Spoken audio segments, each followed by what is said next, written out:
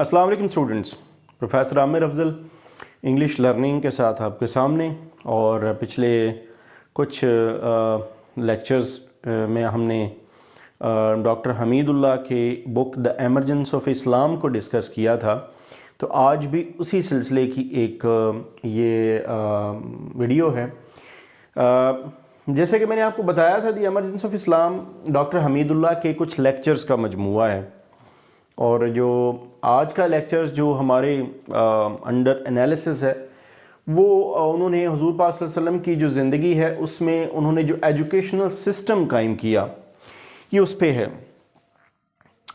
कुरान पाक में सबसे पहला जो लफ्ज़ नाजिल होता है वो इकरा है, पढ़।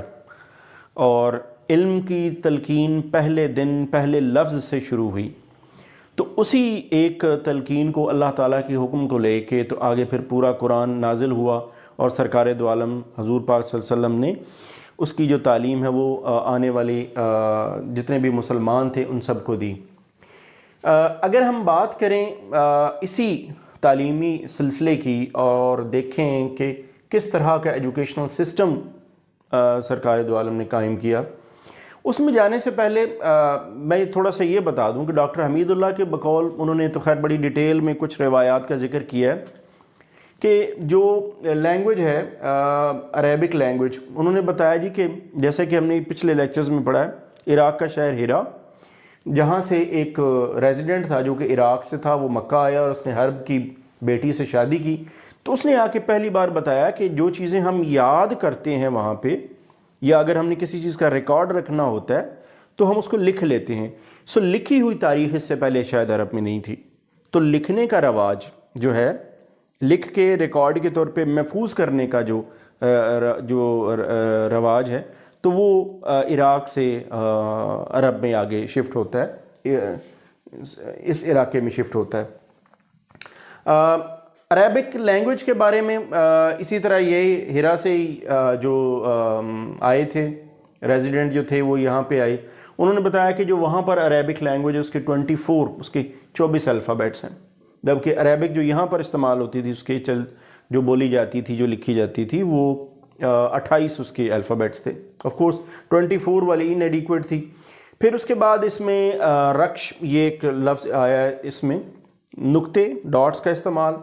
हज़रत अमीर मुआविया से ये रिवायत है कि हुज़ूर पाक सल्लल्लाहु अलैहि वसल्लम ने नुक्तों का ज़िक्र किया, नुक्तों के इस्तेमाल का ज़िक्र किया, यानी उनका इस्तेमाल भी हुआ। इसी तरह दो ख़त हैं, यानी अगर बात करें तो रिटन अरेबिक की, रिटन स्क्रिप्ट्स की, तो ये बात पहले भी मैं कर चुका हूँ कि 22 हिजरी में हज़रत उमर रज़ी अल्लाह तआला अन्हु के 2 खतूत का ज़िक्र है जो उन्होंने लिखे।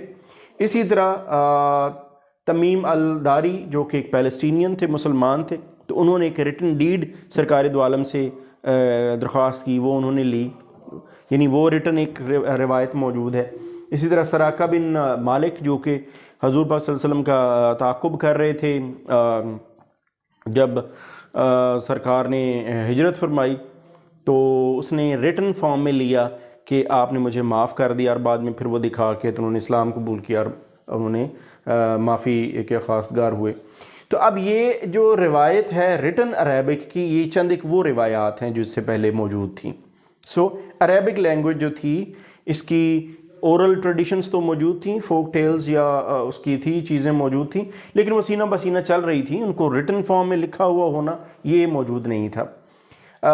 अगर हम मक्की ज़िंदगी, इससे पहले डॉक्टर हमीदुल्लाह ये ज़िक्र करते हैं कि जब ये बहुत कम इस बात की एविडेंस मिलती है कि हुज़ूर पाक सल्लल्लाहु अलैहि वसल्लम की जो ज़िंदगी है मक्का की, उसमें उन्होंने कोई मुसलमानों की तालीम के लिए कोई सिस्टम वज़ा किया हो, तो उसकी कोई बहुत ज़्यादा एविडेंस नहीं मिलती। बाकायदा सिस्टम मौजूद नहीं था, चोरी छुपे जो इस्लाम की तबलीग जो हो रही थी वो चल रही थी, अलल ऐलान नहीं हो रही थी। अलल ऐलान हुआ तो उसके बाद फिर मुखालफतें शुरू हो गई। तो इसलिए जब मदीना तशरीफ़ लाते हैं हिजरत करने के बाद, तो यहाँ पर जो अल-सुफ़ा का उन्होंने क़याम अमल में आया। ये इस्लाम की पहली रेजिडेंशियल यूनिवर्सिटी, पहला कॉलेज, इकामती कॉलेज का या यूनिवर्सिटी का दर्जा था, रेजिडेंशियल था। लोग सहाबा यहाँ रहते थे, तालिब इल्म यहाँ रहते थे। एक चबूतरा सा बनाया गया और मस्जिद के साथ था ये। چھت بھی ملتی تھی، کھانا بھی ملتا تھا، تعلیم بھی ملتی تھی، عربی زبان کی تعلیم ملتی تھی، قرآن و حدیث کی تعلیم ملتی تھی، سرکار دو عالم کی زندگی سے فیض یاب ہونے کا ان کو موقع ملتا تھا، عربک لینگویج وغیرہ پڑھائی جاتی تھی۔ فائنانشیل اسسٹنس کے طور پہ انصار جو تھے ان کی یہ ڈیوٹی لگائی گئی کہ جو امیر انصار تھے تو وہ کھجوریں اور اس سے ہونے والی آمدنی جو تھی اس کا ایک تھوڑا سا حصہ جو تھا وہ ان طالب علموں کے لیے یہاں بھجوایا کرتے تھے۔ تو یہ پہلا سیٹ اپ تھا ایجوکیشن کا الصوفہ کے نام سے جو سرکار دو عالم نے مدینہ میں قائم کیا۔ اب یہ بھی کیونکہ ایک مسجد کا حصہ تھا تو اسلامی نظام تعلیم میں حضور پاک صلی اللہ علیہ وسلم نے جس چیز کو سب سے زیادہ فوکس کیا جس پہ وہ تھی مسجد، ماسک ایز اے اسکول، مسجد کو ایک تعلیمی ادارہ کا درجہ دیا گیا، ایک ایسی ایک تعلیم کی جگہ، ایک انسٹیٹیوشن کا۔ اور یہ پھر حکم ہوا کہ ہر جگہ جہاں جہاں مسلمان جائیں گے یا جہاں جہاں گئے تو وہاں پر یہ حکم ہوا کہ وہاں اپنی مساجد قائم کی جائیں۔ مساجد قائم کی گئیں۔ حضرت مصعب بن عمیر کی ایک مثال موجود ہے، جب مکی زندگی میں ان کو مدینہ بھیجا گیا تھا تو یہاں سے یہ روایت شروع ہوتی ہے کہ اپنے علماء کو دوسرے علاقوں میں بھیج کے دوسرے لوگوں کو تعلیم دینا۔ حضرت معاذ بن جبل کی مثال رضی اللہ تعالیٰ عنہ، ان کی مثال میں پہلے بھی کوٹ کر چکا ہوں۔ ان کو آپ یہ کہہ لیں کہ انسپیکٹر جنرل آف ایجوکیشن تھے، یہ جب ان کو گورنر بھی بنایا گیا یمن کا اور ان کو عالم کے طور پہ بھیجا گیا، تو ایسے بہت سارے اور صحابہ تھے جن کو تعلیم کے لیے بھیجا گیا۔ ایک خاص بات یہ ہے، زید بن ثابت کا نام بھی آتا ہے، خاص بات یہ کہ اس پورے عرصے میں جب اسلام پھیلا، دور دور تک گیا، مسلمان جو حضور کے صحابہ تھے وہ جاتے تھے، تعلیم دیتے تھے، لیکن ایک چیز ہے کہ یہ تعلیم جو تھی وہ ان لوگوں کو دی جاتی تھی جو مسلمان ہو جاتے تھے، جو کلمہ پڑھ لیتے تھے۔ جو دوسرے مذاہب کے لوگ تھے ان کو اپنے مذہب پر رہنے کی آزادی تھی۔ مسلمانوں نے حضور پاک صلی اللہ علیہ وسلم نے جو عبرانی زبان تھی وہ صحابہ کو کہا وہ سیکھیں، زبانیں سیکھنے پہ لگایا۔ چین کا ذکر جیسے ملتا ہے تو جو دنیا کی باقی زبانیں ہیں، کچھ صحابہ ایسے تھے جو زبانیں جانتے تھے تو ان کو بھی یہ تلقین کی اور ترغیب دی اور اس بات پہ خوشی کا اظہار کیا کہ ان کو دوسری زبانیں آتی ہیں تاکہ دوسرے ایک تو مترجم کا کام کر سکتے تھے، دوسرا قرآن پاک کو دوسرے لوگوں میں، دوسرے علاقے کے لوگوں میں، دوسرے مذاہب، دوسری نیشنلٹیز کے لوگوں تک قرآن پاک کی جو تھی وہ تبلیغ بھی کر سکتے تھے۔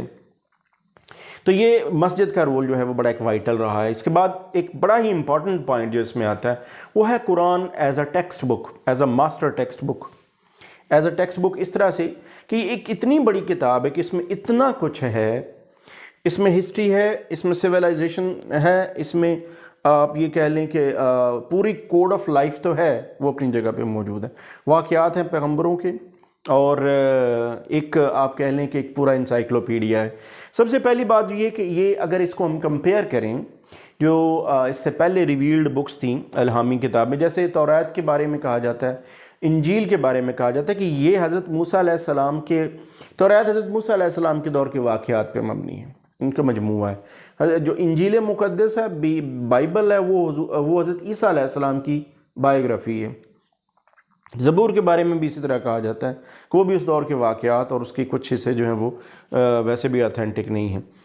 تو قرآن پاک میں 4 جو ہے وہ اسی طرح ایک بہت ساری کلچرز کا ذکر ملتا ہے، ایجپٹ کا، بیبیلونیا کا، یمن کا، بہت ساری جو سویلائزیشنز اس سے پہلے رہی ہیں ان کا ذکر بھی آپ کو ملے گا قرآن پاک میں۔ ایک پیغمبر تھے جن کے بارے میں کہا جاتا ہے کہ he was the only prophet from India، ذوالکفل کا نام ان کو دیا گیا۔ ذوالکفی یہ نام ہے جو عربک کا، یہ جو ہے یہ کپل وستو کا یہ انفیکٹ عربک فارم بنتی ہے، یہ جن کا تعلق بنارس سے تھا۔ اسی طرح قرآن پاک میں 4 پیغمبروں کا ذکر ہے، جس میں آلف کا ذکر آتا ہے تو اس سے مراد کرسچنز ہیں۔ اسی طرح سینا کا ذکر آتا ہے، حضرت موسیٰ علیہ السلام کا ذکر آتا ہے۔ سٹی آف پیس کی جب بات آتی ہے تو وہ مکہ کا ذکر آتا ہے۔ اسی طرح قرآن پاک کے بارے میں یہ بھی کہا جاتا ہے کیونکہ قرآن پاک میں آپ کو بہت ساری دوسرے آرٹ اور برانچز آف نالج کے بارے میں رہنمائی بھی ملتی ہے۔ اس میں بہت ساری ہیں، اس میں 2-3 کا ذکر ڈاکٹر حمید اللہ نے کیا۔ اس میں سب سے بڑا جو انہوں نے ذکر کیا وہ انہوں نے کیا جی میڈیسن کا، طب کے حوالے سے۔ قرآن پاک کے اندر بہت سارے ایسے آپ کہہ لیں کہ ٹپس موجود ہیں، ایسی ہدایت موجود ہے کہ جو انسانوں کے کام آ سکتی ہے۔ بہت سارے پیشنٹس کا، بہت سارے جو طب کے ماہرین تھے انہوں نے اس سے استفادہ بھی کیا इसी तरह एस्ट्रॉनमी, इल्म फ़ल्कियात का बहुत ज़्यादा अमल दखल है। इल्म फ़ल्कियात एक ऐसा इल्म था कि जिसके बारे में ये था कि ये बहुत से उस दौर में बहुत ज़्यादा इसका रवाज था, लोग सीखते थे। हाँ, सिर्फ ये था कि इस पे यकीन रखने वाला जो है उसका ईमान जो है उसके बारे में शक पैदा हो जाता है, लेकिन इसको एक इल्म की हद तक, एक आर्ट की हद तक सीखना जो था, ये कुरान पाक के अंदर इसको एक इल्म के तौर पे काफ़ी ज़िक्र इसका मिलेगा। कुरान पाक की इसके अलावा ये कि मुकम्मल हिदायत है रहती दुनिया तक, क़यामत तक।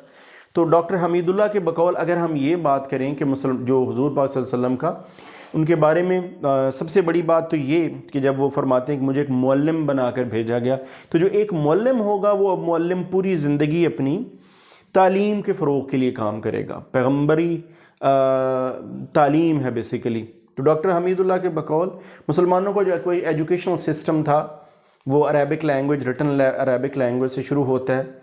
सुफ़ा एक मिसाल मौजूद है रेजिडेंशियल यूनिवर्सिटी की, यहाँ से आपको बुनियाद समझ आती है, मस्जिद का रोल समझ में आता है, और कुरान पाक की जो हक़ानियत है या जो आप कह लें कि उसकी सिग्निफिकेंस है वो आपको समझ में आती है। This was all about educational system as prescribed and described by doctor Hamidullah. Next lecture, next topic, next analysis के साथ दोबारा आपकी खिदमत में हाज़िर होंगे। Thanks for watching.